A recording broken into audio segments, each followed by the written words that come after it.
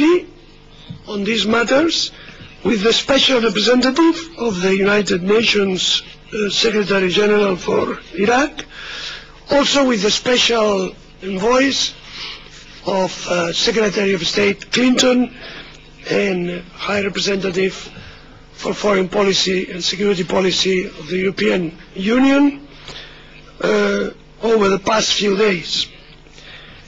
Let me mention some of the points we have dealt with these representatives.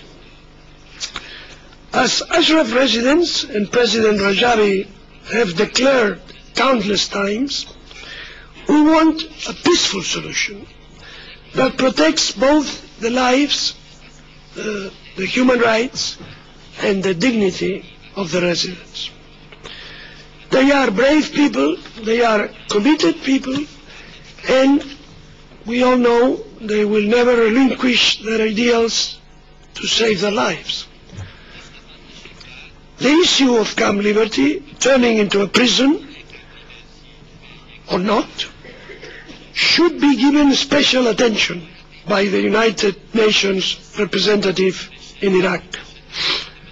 The minimum guarantees that the residents are asking for should be provided, and I underline that these requests are really minimum. If residents were to be deprived of their assets and vehicles, denied adequate space and freedom of movement, and be under constant surveillance by police, Camp Liberty would not be a transition resettlement installation. It would be a prison. And in this case, I fully agree, we must all fully agree with residents that they should not accept the transfer, because if they accept to be transferred to a prison, they are in risk to lose not only their lives, but their human dignity. We encourage the Secretary General, Special Representative in Iraq, not to agree to such conditions, and instead ask the government of Iraq to facilitate the transfer from Ashraf to Camp Liberty in a way that respects the standards applicable to refugees. These minimums are achievable if there is sufficient political will to claim them. Many of my colleagues are urging their governments to accept the residents, especially and initially the most critically ill and wounded. But the above-mentioned issues and concerns we have about Camp Liberty need to be solved as soon as possible. Finally, I want to have a very special thought for Ashraf residents, to address them directly.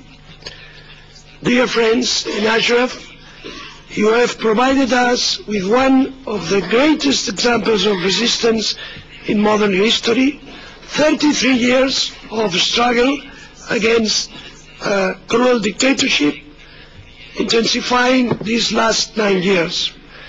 Whenever the solution comes, whenever the democratic change comes to Iraq, you will know that you have been the driving force for the uprising in Iran and symbols of resistance and dignity in the region and the world over. Mrs. President, I congratulate you sincerely for your leadership, and I reiterate to you that you can count on us to find for our friends in Ashraf a peaceful, dignified solution, and we are really expecting to have all of them among us very soon. Thank you.